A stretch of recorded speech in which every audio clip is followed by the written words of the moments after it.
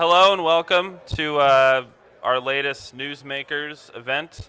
I'm Andrew Holt with City and State. If you're not familiar with City and State, I encourage you to acquaint yourself. I would imagine that most of you are because you are here and this is our event. Before we get started, I'm going to thank, obviously, Global Gateway Alliance, Chairman Joe Sitt and Steve Sigmund for the great partnership that we've had with them so far. They're out front if you care to talk with them. I'd also like to thank Tony Burgos and a whole host of other folks that were very helpful in kind of pulling this together. What I'd like to do, just to be brief, is if I can call up Jano from Silverstein Properties to give some welcoming remarks on behalf of what is a great space. And if we can have a round of applause for Jano. I'm Jano. I didn't know I had a one-name nickname. I'm Jano Lieber. I'm the project director for Silverstein on the World Trade Center. We just want to welcome everybody here. Many of us who have gotten to in the habit of looking to City and State for the morning summary of all the day's news has become a big part of our lives, and I think this kind of forum of discussion is kind of growing that role that this paper and this institution has started to play, in addition to many other great outlets like Cranes and so on. So we'll welcome you to the World Trade Center, to 7 World Trade Center, opened 5 years ago, fully leased, and we're on the cusp of the entire World Trade Center really becoming part of New York again. It's sort of an exciting moment. Pat's going to talk, I'm sure, a little bit about it, but 4 World Trade Center, which you can see directly in front of you at the sort of southeast corner of the site, is going to open in early November. I know 1 World Trade Center, which has accomplished so many great milestones, is moving towards its opening. The Memorial Museum, we all know about the success of the Memorial, which has attracted 5 million people a year, but the museum is going to open also next year. And really, this has become a place which has been reintegrated into New York in a way that's, I think, very exciting for all of us who are passionate about downtown. So it's a great time. The weather is lousy, but we hope you can still see out the windows, and we urge you to come and be part of the new World Trade Center as it continues to open to the public in all its aspects, in addition to the memorial. Just a word of acknowledgement. All of us who are passionate about downtown are also recognizing the passing of Liz Berger, who was one of our great champions and the head of the Downtown Alliance for many years. So it's been a little bit of a down week, but it's also, I think, in recognition of all Liz's work, it's an exciting moment, and she leaves behind downtown, which is really firmly reestablished. And a big piece of that is also the leadership of Pat Foye and the Port Authority. So you're going to hear more about it, and we thank you for being here.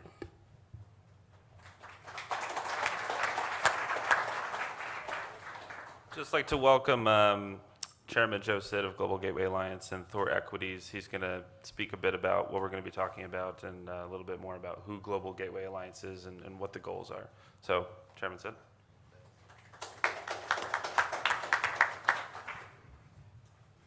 Good morning. How's everybody doing this morning?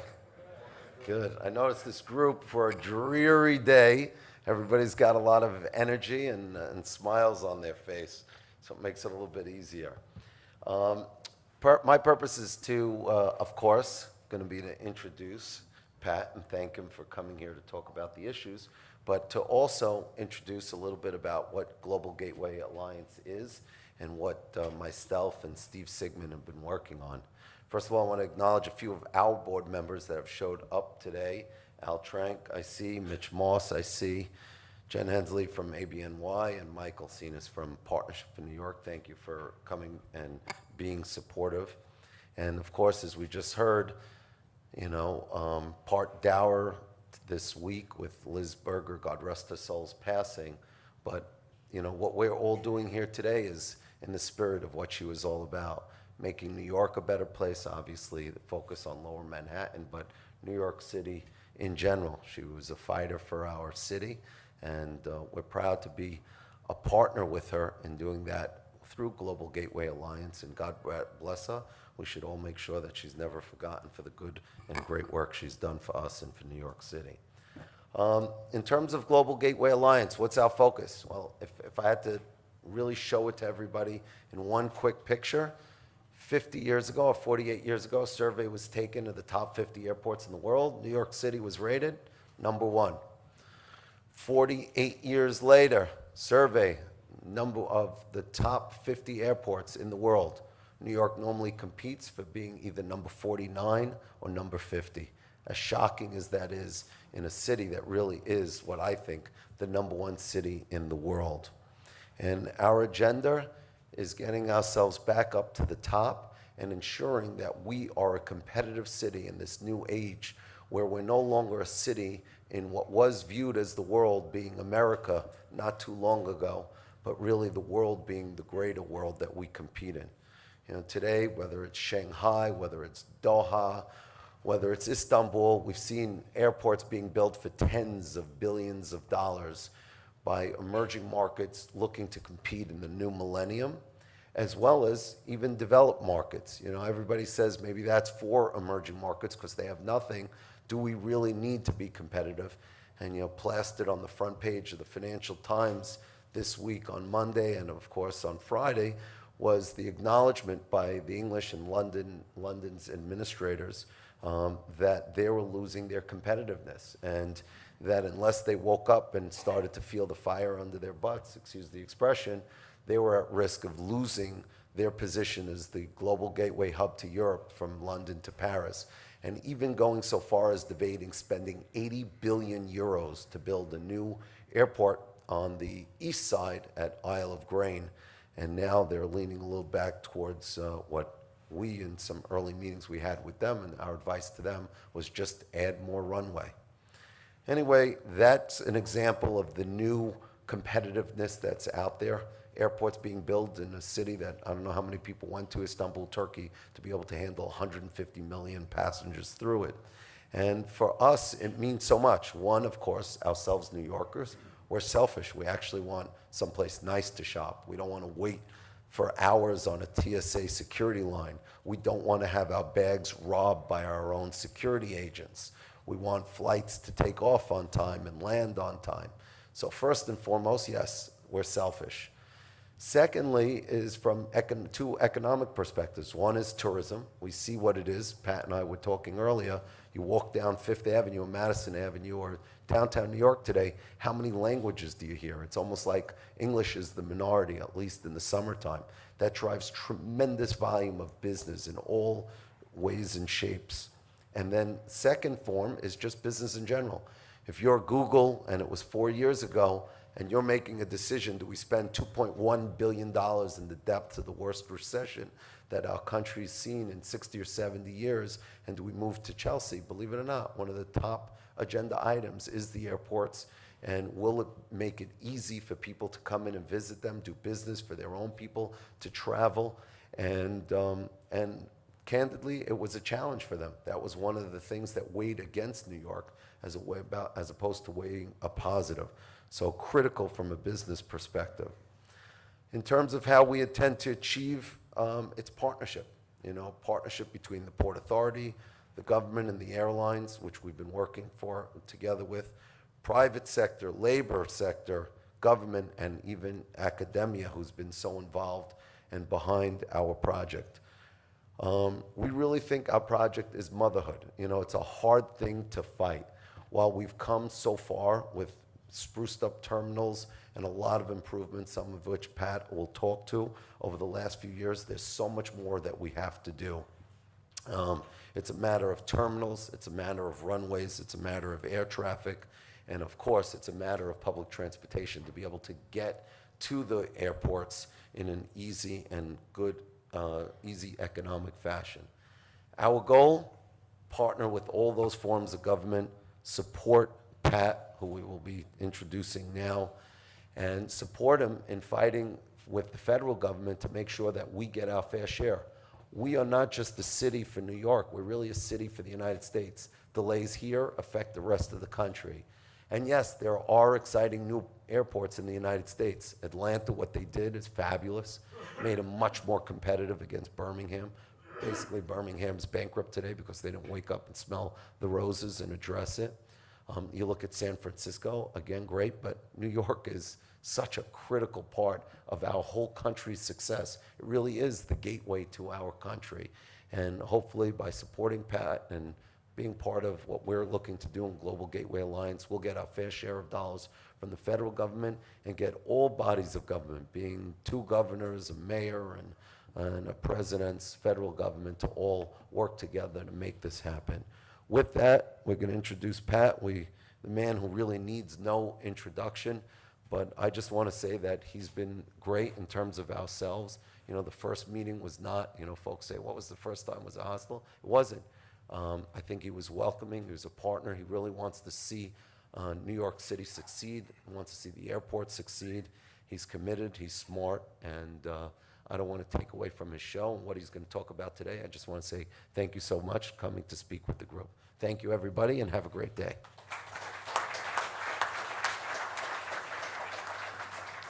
Thank you, Joe. I'm John Lentz, City and State's Managing Editor. I want to thank you all for coming out today. I think we'll have a great conversation. Our guest, obviously, is Pat Foye, Executive Director of the Port Authority. Thanks for joining us. Sure. And I want to start out with a question looking to 2021. I think that's the year the Port Authority will be 100 years old. It'll be a little over 7 years from now. I'm not sure if you'll be here or not. But where would you like the Port Authority to be at that 100-year mark? Great question. Let me start with, not to evade the question, let me start with 3 precatory comments. One is Liz Berger was a great New Yorker, and the progress that we see behind us to the south and the east and the west is really her monument. She was a great public servant in government and in the civic sector, and she'll be missed greatly. Second is I applaud the work that Joe Sitt and Steve Sigmund and the entire board are doing for a couple of reasons. There are lots of cities around the country and cities around the world in which airports are recognized for the economic engines they are. And there are actually people in the business and labor and academic and other communities who are airport boosters.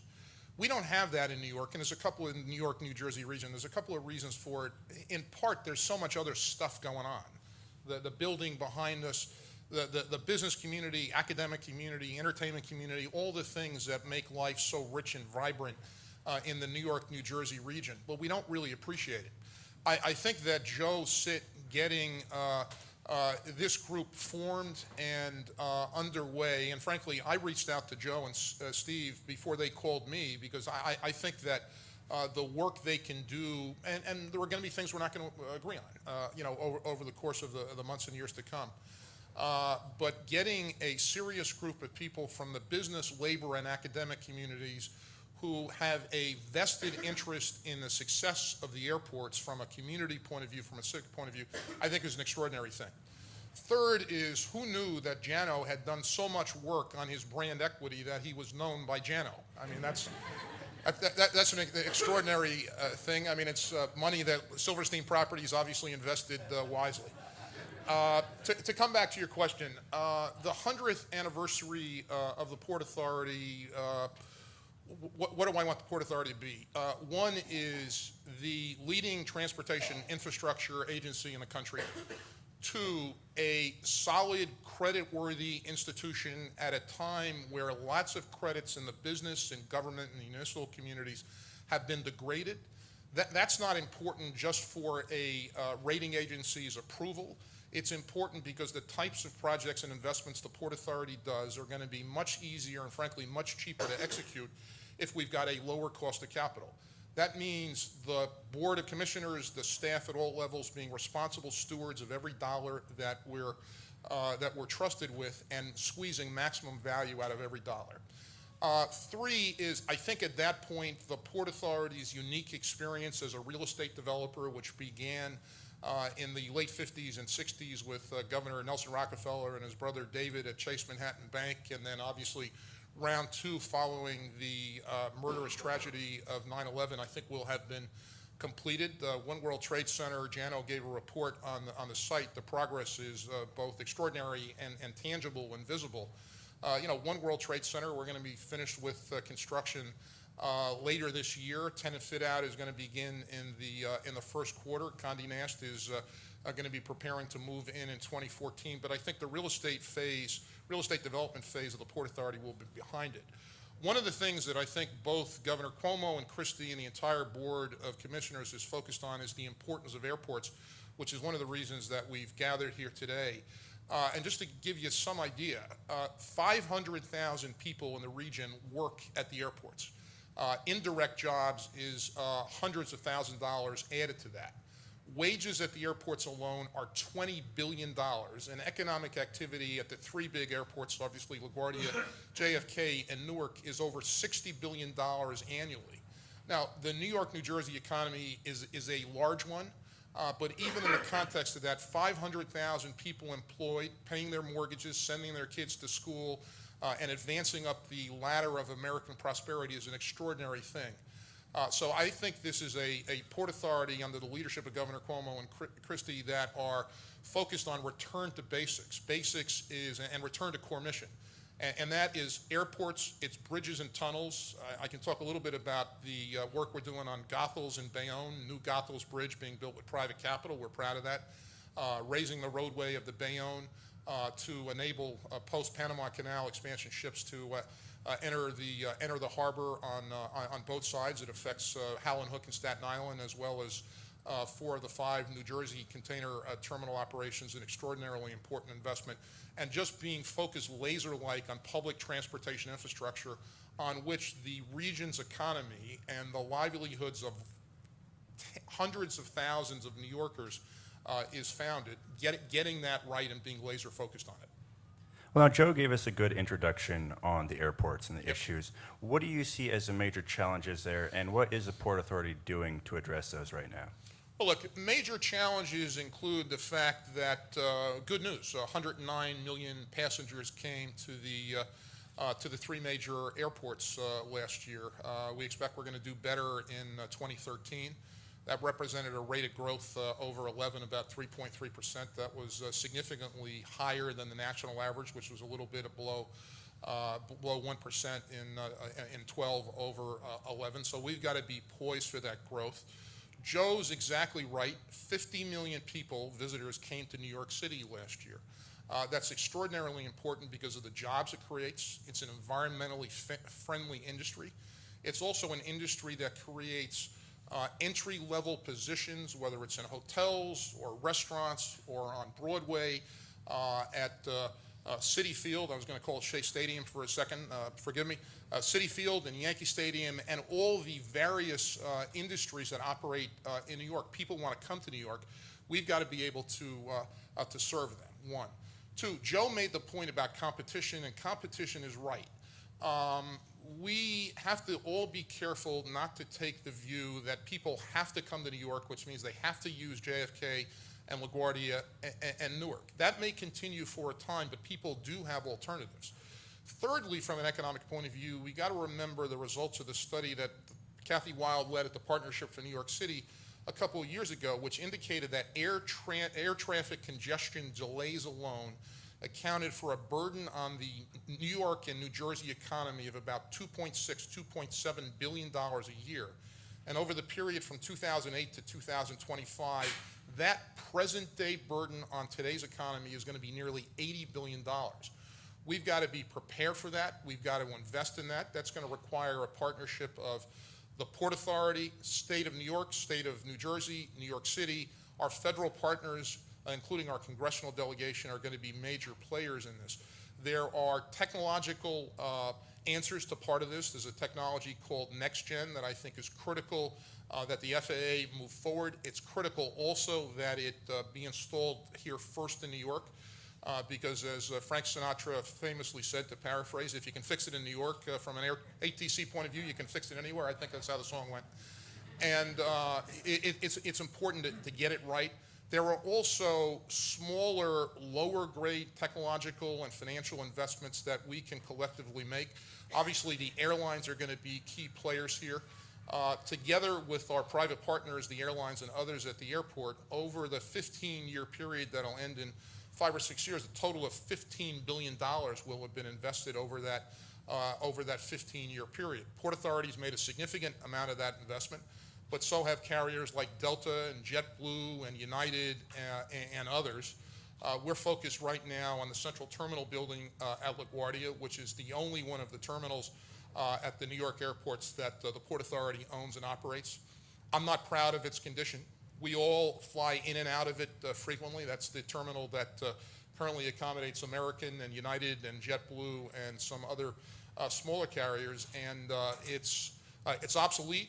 It serves way more people than it was designed for, and we've got a plan. We'll be issuing an RFP sometime later this month. We've pre-qualified 4, I think, world-class bidders for the Central Terminal building, and over the period that RFP, as I mentioned, will go out sometime this month. Construction to start around this time next year, and that's about a $3.5 billion project. It's going to create lots of construction jobs, lots of economic activity, but is going to increase itself capacity at LaGuardia Airport without adding a new gate, without adding a new runway, and is going to have a far superior customer experience for the millions of people that will come through the Central Terminal building.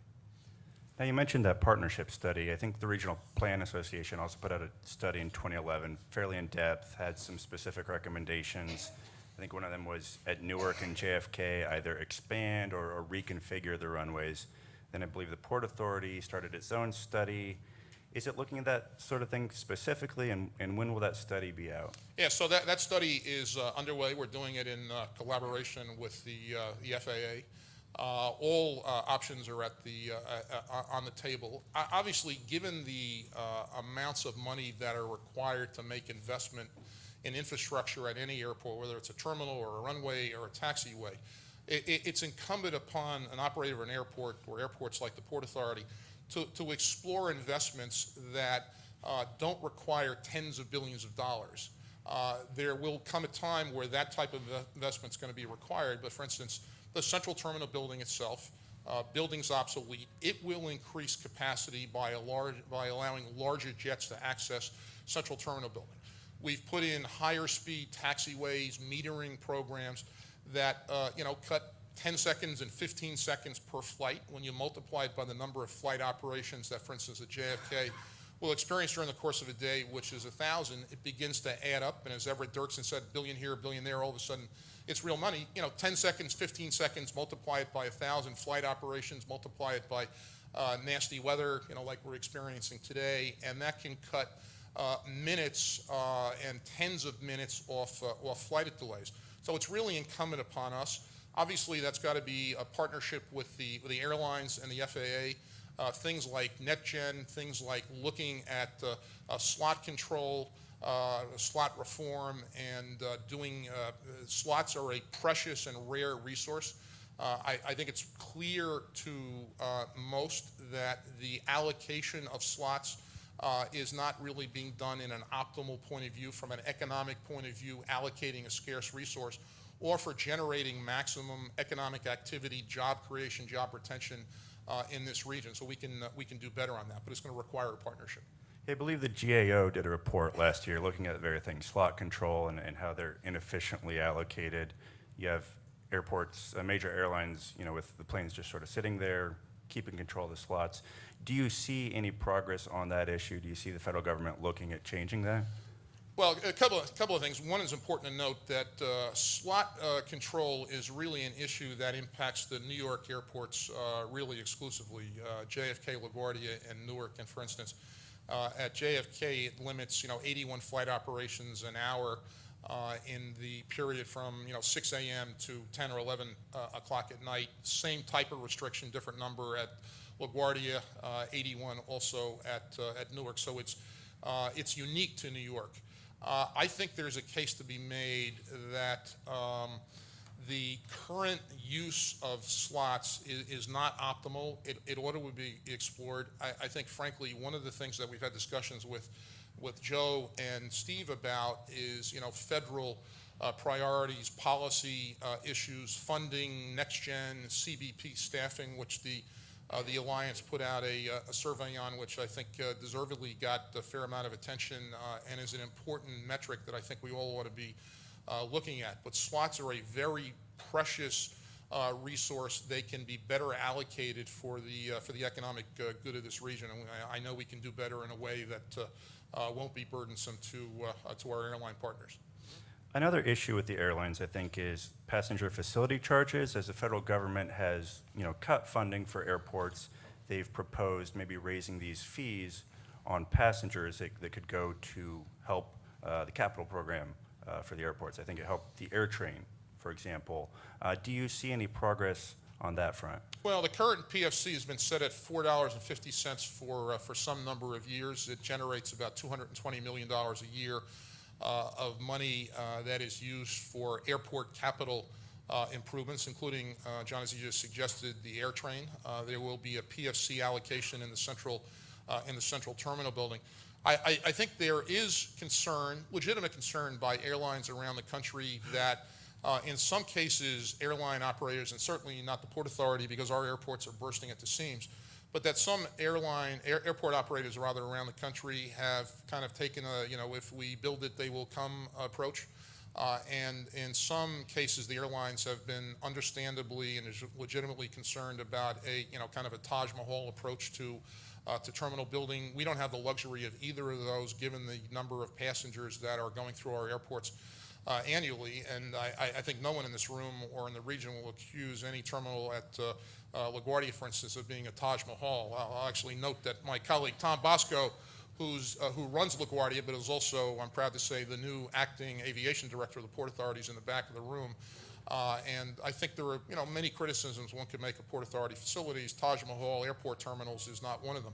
But the airports have that legitimate concern, and I think in certain cases around the country, not here, not in this part of the nation, you could question whether airport terminal investments have always been wise, and whether if you build it, they will come approach has borne out in reality.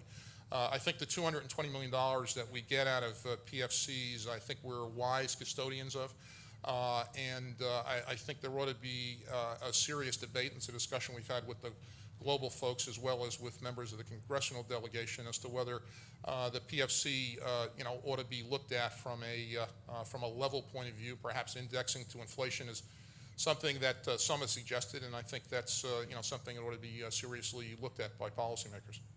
And shifting from policy to the politics a little bit, obviously there's a mayoral race this year. So I've read. But you don't hear much about the Port Authority. I think Joe Lhota made fun of the Port Authority cops, calling them mall cops. But outside of that, you haven't heard too much in terms of the airports, in terms of some of the other key issues. Why do you think that is, or do you think there are some of the candidates out there that are talking about things like the airports? Well, look, Joe Lhota was a colleague, and I hold him in high regard. I think he's apologized appropriately for his mall cop comments. I'll note that on the site behind me on 9/11, 37 members of the Port Authority Police Department were murdered that day, along with thousands of other people. So I don't think I have to defend the Port Authority Police and their role here, because I think their service over the last 90 some odd years at the Port Authority speaks for itself. Look, John, if your question is, am I angling for the Port Authority to become a big issue in the mayoral election, next question. But why do you think it's not? I mean, we've talked about how important it is, how it's billions of dollars at stake for the New York City economy. Why don't you think people are talking about it? Well, look, my colleague Helena Williams from the MTA is here, and I think it's the MTA, and I was proud to serve on the board of the MTA for a couple of years. I think the MTA gets more attention in the New York press and in a New York City mayoral election. It's okay with me, I'm not offended, no offense taken. And, I'll let the mayoral candidates focus on the issues and the institutions they choose. They don't need my advice. Fair enough. Switching gears a little bit, we're obviously here at the World Trade Center site. Yep. Could you give us a status update on the major buildings, when they'll be completed, how many tenants are lined up for the various structures? Okay, I don't know whether Jano without a last name is still here, but this building, there's Jano. This building is a success story, fully leased, as Jano indicated. The World Trade Center, where the Port Authority is going to move, I expect is going to be finished in the, Jano, correct me, is going to be finished in the fourth quarter. We will be moving, Port Authority will begin moving in there in 14-15. We're excited by that. One World Trade Center, as I indicated, core and shell is basically done. Take a look at it on your through the window or on your way out today. The progress is extraordinary. Building's 55% leased. I would expect over the next 6 to 9 months some exciting announcements from Silverstein, from Durst, from the Port Authority on this site. We were proud a couple of months ago to announce what I think is an extraordinary deal for the observation deck at One World Trade Center, with three stories. The top of the building going to be run by Legends, which is a joint venture of the Yankees, yay, Dallas Cowboys, okay to boo, and Dave Checketts, who runs Madison Square Garden. They're a world-class hospitality operator. 15-year deal, and will generate for the Port Authority at One World Trade Center about $900 million of revenue. Part of it is base rent, part of it's obviously dependent on attendance. The Legends people, I think, are shooting the moon on this, and the observation deck experience at the One World Trade Center, I think, frankly, is going to be the best in the world, and we're really excited about that. The other thing I think we're excited about that, and might have asked Joe Sitt to talk about this before he left, is the I think fever and enthusiasm in the real estate community for leasing in Manhattan, I think has really gone up several ticks over the last 2 or 3 months. August is obviously a slow month, but I think that going into post-Labor Day and the fall, I think there's a significant amount of reason to be optimistic that there'll be, not only at the World Trade Center site, but other Class A office sites around Manhattan, and we're blessed with a number, and I think there's going to be some very exciting news to come. Now, I saw a report a few months ago about the 3 World Trade Center, that it had been sort of stalled out at 7 floors because there hasn't been enough tenants lined up for that. Has there been any progress there? Do you expect that to go forward within the year? Well, look, the Silverstein and Tishman are close to completing the podium at 3 World Trade Center.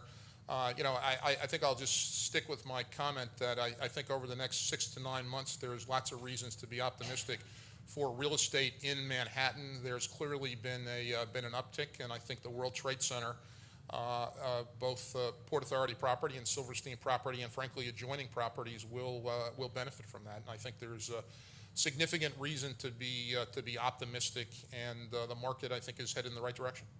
Now, since you became executive director in November of 2011, you've talked about this shift away from real estate onto transportation, the core mission of the Port Authority. Yep. I was wondering if you could give some examples, perhaps, of progress you've made on that front outside of the World Trade Center site coming to a close. Sure. One is not going to move the dial, but I think it's important. We had a resource recovery plant in Essex County near Newark. Clearly not a core asset. Its disposition, which we accomplished last year, I think was net present value positive to the Port Authority, $65 million.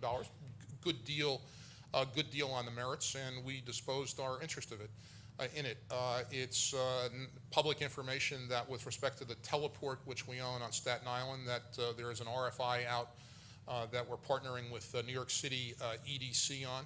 I think there may have been a time where teleport was a holding that the Port Authority, you could make a case that it was part of our core mission. I think the economic development mission of the teleport's long been accomplished, and while we're certainly under no pressure to sell, and we're going to sell only if it's smart, assets like the teleport and others that are non-core are going to be evaluated from sale. The other thing I'll note, and Scott Reckler, Vice Chairman of the Board, has spoken about this a number of times, the approach the Port Authority's taken at One World Trade Center, where we're partners with one of the leading New York intergenerational real estate families, the Durst and One World Trade Center. I just described the deal that we made with Legends at the observation deck. I think we're, as an institution, self-aware enough to know we're pretty good at running bridges and tunnels and running and designing and operating airports. Running observation decks, not so much. Looking to a world-class company like Legends, I think is pretty smart. The Westfield deal, Westfield is one of the leading shopping center operators in the world, Australian Real Estate Investment Trust. We're 50-50 partners in the retail at the World Trade Center site, which I think, frankly, is going to have among the highest sales per square foot of any retail operation in the world, and it's going to be among the most valuable retail properties in the world. Doing that as a 50-50 venture with Westfield, I think, makes all the sense in the world. And I think that both Governor Cuomo and Christie and this Board of Commissioners is focused on reaching out to the private sector where it makes sense. Different type of deal is obviously Goethals. We're building a new Goethals Bridge, about $1.5 billion project. The Port Authority is going to continue to own it. We're going to continue to set toll policy. We're going to continue to collect tolls. But we were happy to pick in a very robust competitive process Macquarie and Kiewit, and announced that a couple of months ago. And for the first time in a long time, the Port Authority is going to be working on what are in effect 2 brand new bridges at the same time. New Goethals Bridge construction is going to begin later this year, and we're raising the roadway of the Bayonne Bridge. They're kind of engineering marvels, each in a different way. The Goethals is what I'd call engineering marvel, but a financial engineering model. And I think the deal that we negotiated, my colleague John Ma and I were significantly involved in it. John, because of his prior life at Goldman Sachs, they added tremendous value on Goethals and frankly many other things. But Goethals was an example of a financial engineering model, and then Bayonne was an engineering model in terms of Port Authority engineers and outside engineers coming up with a scenario in which the bridge can continue to operate while the roadway is raised. On Bayonne, we're not knocking a bridge down, we're not building a new bridge, we're raising the roadway while the current bridge continues to operate. Bayonne 2 will begin construction in 2013. We're proud of both of those transactions, all at the same time as we're about to spend $1 billion on the suspender ropes at the George Washington Bridge, about to embark on a $3.5 billion investment at the Central Terminal building.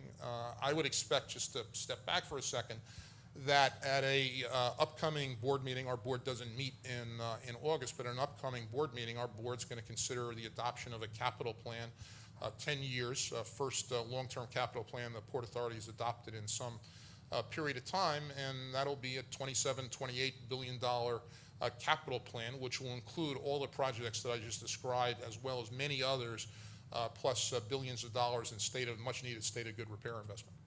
Now, on the topic of capital planning, I know the Citizens Budget Commission sent a letter in recent months asking about the budgeting process or offering some recommendations, called for multi-year budgeting, using GAAP budgeting procedures, having a chance for public review before the operating budget comes out. And you've said, I think this is a period of transition. You are working on those things. Could you fill us in on that a little bit? Yeah, I think the Citizens Budget Commission, a distinguished, well-regarded for all sorts of reasons. Carol, a terrific leader. I think the suggestions they made are sound. Many of them we're already in the process of implementing, including the capital plan. I think Carol's urging public access is one that is certainly consistent with the direction we've got from Governor Cuomo and Governor Christie and our board, and more to come on that. I think we're largely in accord. And now, Governor Christie, a few years ago, canceled the ARC tunnel. There have been talk about maybe doing this Gateway project instead. And I believe the Port Authority would have had some funding for ARC. And then with this new project, are you involved in any way? Are you part of the conversation? Could you provide any money if something like this goes forward? Well, as I understand it, the Long Island Railroad is paying for Gateway. Is that right? All right. So Gateway is an incredibly important project. The MTA will participate. It's an Amtrak project. Amtrak is the vehicle. It's a decades plural long project. I think that it addresses a sorely needed piece of transportation infrastructure. Obviously, the volume of passenger and cargo traffic between New York and New Jersey whether it's on a bridge or a tunnel or a to-be-built tunnel or New Jersey Transit or PATH, can only be expected to grow as the economy grows. And I think that Gateway is a project that could address many concerns. There are many open questions, including, what does it cost? How does it get funded? Who funds it? Who's in charge of it? Et cetera. But I think the Amtrak team has done a great deal of work. Under Governor Cuomo's leadership, the MTA made a deal with Related at Hudson Yards to maintain and not to preclude the optionality to pursue Gateway at a time where obviously Related is beginning to build out the Hudson Yards site. I think maintaining that optionality is the right decision for the region. And I think over the years ahead, we're all going to hear a great deal about Gateway and its potential to have a huge positive impact on traffic congestion and commuter congestion to and from New York. Now I'll ask one last question, and while I ask it, think about any questions you want to ask. We'll have some time for an audience Q&A right after this. I want to ask about Superstorm Sandy. It's into hurricane season again. If another storm were to come, what has the Port Authority put into place to be ready this year? It's a good question. Superstorm Sandy was the greatest public transportation natural disaster in the country's history. That's in part because it occurred in New York, where so much of public transportation, mass transit, and other infrastructure is built.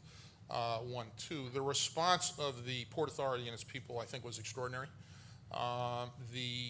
Superstorm Sandy happened on the night of October 29th. This site was flooded with 100 million gallons of water. It was dewatered, as the term goes, and Jano obviously had similar, Silverstein Properties had similar issues down here. The site, our site, a construction site, in large part, was dewatered 3 or 4 days later.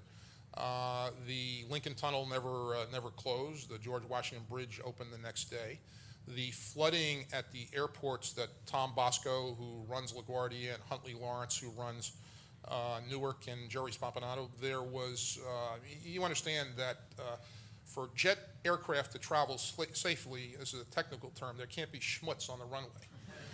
There was millions of gallons of water, and not only schmutz and debris, there were boats on the runway that had to be removed. It was extraordinary. LaGuardia opened how many days later, Tom? Extraordinary. JFK opened 2 days later, as did Newark. Extraordinary achievement. Holland Tunnel, significant flooding, and opened 3 or 4 days later to traffic. MTA tunnels, obviously, on the subways especially, experienced huge damage. Most of our damage occurred at PATH.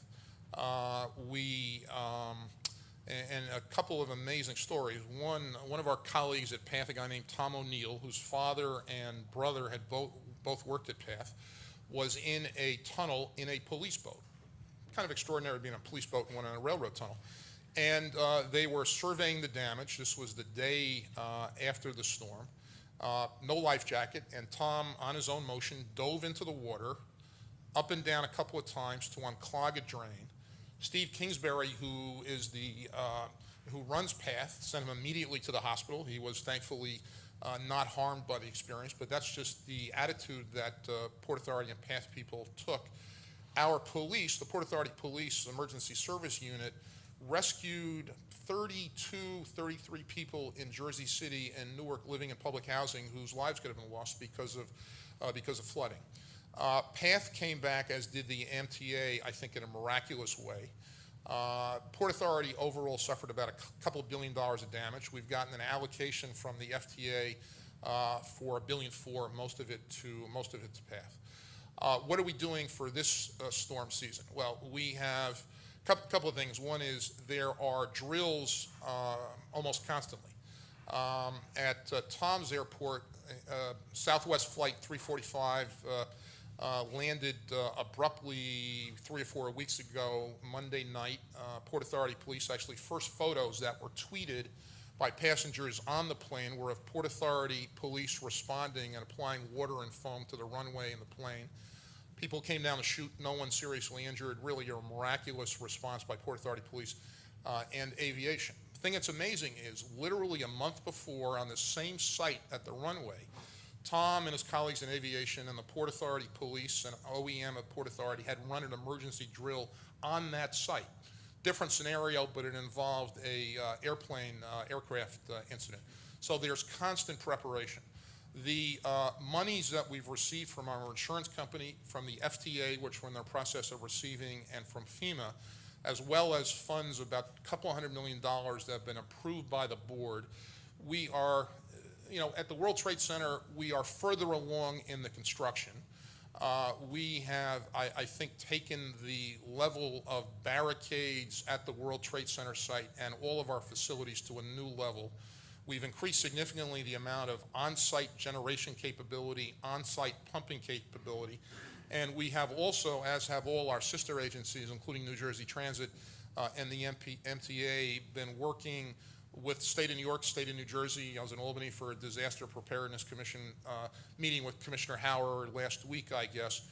So the amount of preparation that goes into these things, planning and capital investment has been huge, and I think will pay dividends. I think a couple of thoughts. One is, there's a saying among military historians that, the generals are always fighting the last war at the beginning of the new one. And I think we've all got to be careful to not assume that the storm is going to be Sandy 2 redux. It will, whatever it is, it will be different. It may be an act of man. It may be an act of nature. And I think we've all got to avoid, and I try to make this point to my colleagues frequently, we've got to avoid falling into the fallacy of, it's going to be Sandy and maybe just a little bit higher, a little bit lower. We don't know what's coming, and I think we're prepared for it. And I think our board, the FTA and FEMA and the insurers have given us the funds we need to make sure we're ready. Hopefully it won't come. Okay, great. I think we have time for maybe 3 questions. Stephen? Thanks, Pat, for doing this again. Sure, Steve. If you could take the $6 billion in spending that the port frequently cites at the airports down to a little bit more tangible level, what does that mean? Sorry, the $6 billion. The $6 billion in spending that the port cites as for airport improvements. If you could take that down to a level of what does it mean will be at the airports that wasn't there before the spending, and what will still need to be done in your estimation? Thanks. Well, look, I think that over the next years ahead, we're going to have a new central terminal building, which is going to be a combination of PFC funding, Port Authority funding, and private sector funding.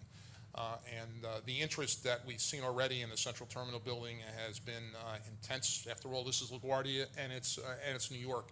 So a new central terminal building. I think at all of our airports we're making huge investments in state of good repair on runways, terminals, significant amount in, for instance, increasing electricity capacity at Newark, LaGuardia, making a $200 million investment, same thing at JFK. I think our terminals, and the only one, as I said, at the New York airports that we own is Central Terminal Building, which I'm not defending, but we're in the process of fixing. Delta is in the process of taking Terminal 3 down. Terminal 3 is obsolete. I appreciate the Alliance's help and support on that, Steve. I think when faced with a choice between, creating jobs for young people in Southeast Queens or retaining a obsolete facility that would have stood in the way of Delta maximizing the value on over $1 billion investment, I think that deciding as we did, and I'm happy to take the blame for it, deciding as we did in favor of job creation and opportunity for young people in Southeast Queens and New York City was the right decision. I think taking Terminal 3 down will enable Delta and the people who go through Terminal 4 to have a much better passenger experience. It will be a much more efficient facility. United and JetBlue and Delta continue to invest hundreds of millions of dollars. So the answer to your question is some of the investment is going to be visible to the public. New terminals and I also want to mention that we are doing a significant amount of work and planning on Terminal A at Newark, which is also in need of work. We haven't made a decision, but it may be that Terminal A will be approached as a public-private partnership as well, and you know, that decision to come. And some of the investment is the type of thing that the public won't see. You know, for instance, having more reliable electric capacity and greater redundancy isn't something the public expects. They expect to go into an airport terminal, lights are on, they stay on come hell or high water.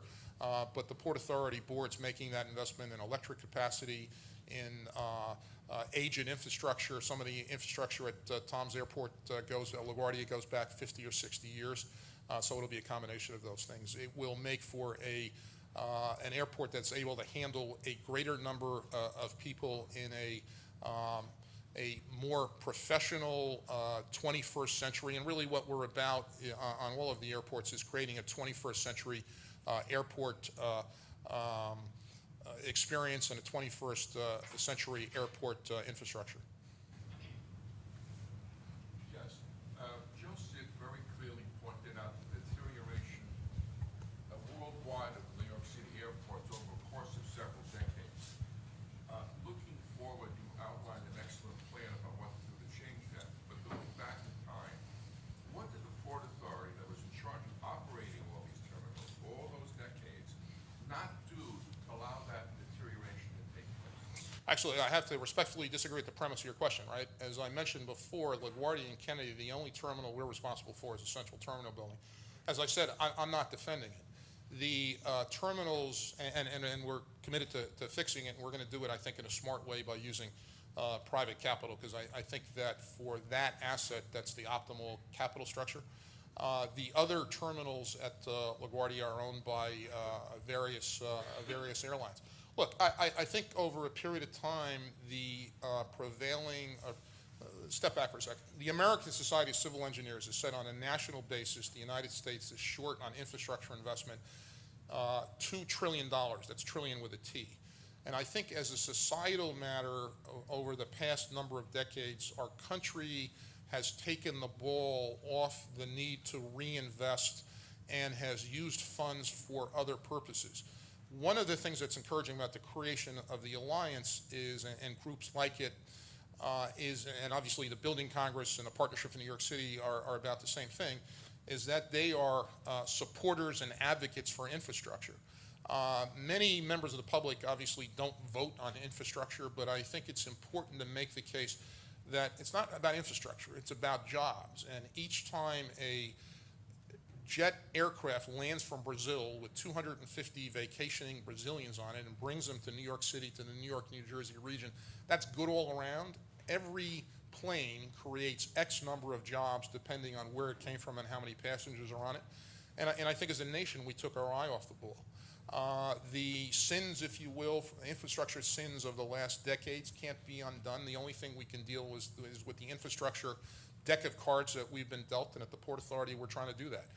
My expectation and goal is that the grades that we've gotten from the Travel and Leisures and Fromers and other Zagats and other guides that rate airport terminals will begin to reflect the investment the Port Authority is making, that our colleagues and friends at JetBlue and United and Delta have made. I think the end of Terminal 3 itself will be a good thing. I think Terminal 3 has been long one of the lowest rated terminals in the country. And I think the message here on this trajectory is positive. And Port Authority airports and the region's airports, I think, on Twitter are headed higher. One last question? Yeah, sure. I understand that the Port Authority is looking to acquire the Atlantic City airport. Do you want to address that? Yeah, no, here's what happened. The laws of New York and New Jersey were amended some time ago to allow one additional airport outside the Port District to be included in Port Authority operations. So on the New York side, that's Stewart Airport, which the Port Authority took over operation of some 5 or 6 years ago, 6 or 7 years ago. Governor Christie made a decision, as the legislation gave him the power to do, to establish a relationship with Atlantic City Airport, which has begun in the last month. The Port Authority is providing management and consulting services focused particularly on attracting new carriers to Atlantic City. Obviously, given the attractiveness of the Atlantic City market and the casino business in Atlantic City. I think there's lots of reasons to be optimistic, and that's the role that we're currently playing at Atlantic City. Pat Foye, thanks again for joining us. Sure.